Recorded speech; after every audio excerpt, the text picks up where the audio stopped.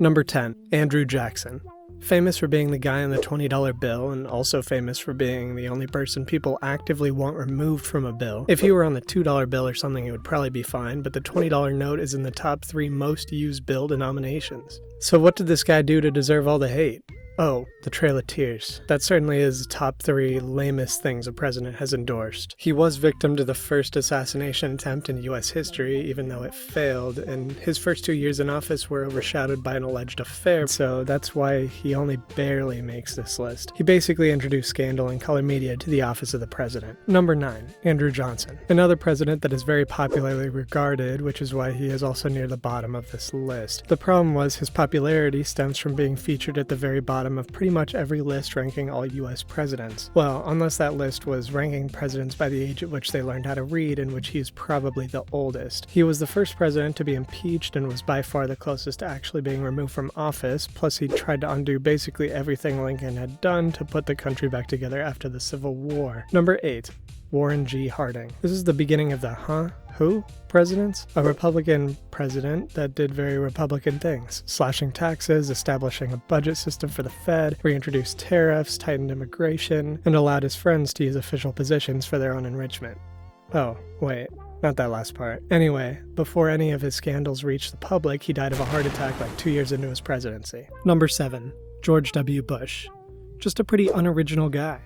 Won an election that he probably didn't even win, only won re-election because New York on 9/11, allowed Dick Cheney to do Dick Cheney things, invaded Iraq based on false information, and did absolutely nothing to prevent the housing crisis. This guy wasn't even the first guy named George Bush to be president. Unoriginal as hell. Number 6. James Garfield. It's hard to put a guy that was assassinated in the top 10 lamest presidents list, especially with a name like that, but no one even remembers he was assassinated. I mean, people remember Lincoln, obviously, JFK was pretty crazy. I guess McKinley isn't remembered for getting assassinated either, but he captured Puerto Rico, which was at least mildly interesting. Number 5. Franklin Pierce. He basically did everything in his power to exacerbate issues that led to the Civil War. He believed that the abolitionist movement was a threat to unity rather than a step toward it. He would be lower down if it weren't for. Number 4. James Buchanan. This guy became president directly after Pierce, had all the same problems, and then when Lincoln won the election, Buchanan, now a lame duck, oversaw the secession of 7 states from the Union and reportedly asserted that they weren't allowed to do so, but also he believed he had no authority to stop them. Probably the lamest move came right after when he reportedly told Lincoln that if you are as happy entering the White House as I am leaving, you are a happy man. No balls on this guy at all. Number 3. William Henry Harrison. Known for being the shortest serving president in American history, after giving the longest inaugural address ever on a wet, chilly day, caught a pneumonia as a result and died. Only 1 month later, but at least he's known for something. Number 2. John Tyler. Taking over for William Henry Harrison and becoming the first ever vice president to ever ascend after the death of a predecessor, this guy believed in states' rights. That's pretty much it. He believed in those rights so hard that when the Civil War started, he joined the Confederates.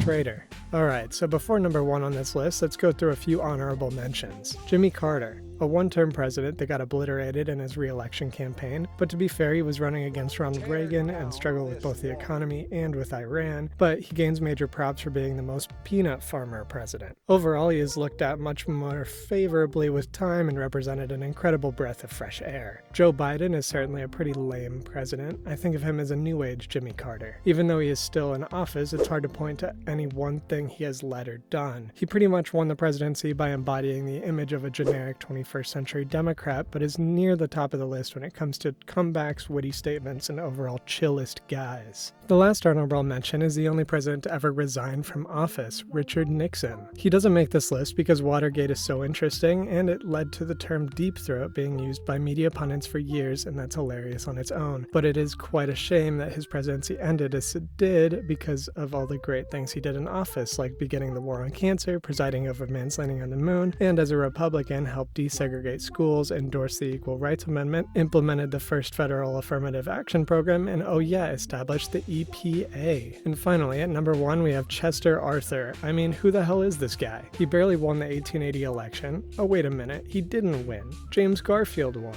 Republicans didn't lose an election for 20 years. This guy steps into office after Garfield got blown up or something, and then they immediately lose the next election. He decided not to run for a second term because he was feeling ill. Compare that to absolute Chad FDR, who got elected for a 4th term just so he could die. Let's look at what he accomplished anyway. He vetoed the Chinese Exclusion Act, which would ban Chinese immigration for 10 years, which lasted way longer than that. And then Congress passed it anyway. Great strong-arming, Chester. He did pass the Pendleton Civil Service Act, which is basically like civil rights, but only for government workers, but also nothing like that at all. He reportedly owned 80 pairs of pants, which, like, I don't know, that doesn't even sound like a lot to me. This guy here is the epitome of lame. If I forgot to include anyone, drop a comment below. I'm sure someone out here thinks Teddy Roosevelt is the lamest president, and if you think that, I'd love to leave a dislike. If you want to see something not so lame, check out this video right here about the Electoral College and how it has changed over time, and more specifically in the last 4 years. If you want to see more lists like this, give it a like, check out the channel, appreciate ya, and thanks for watching.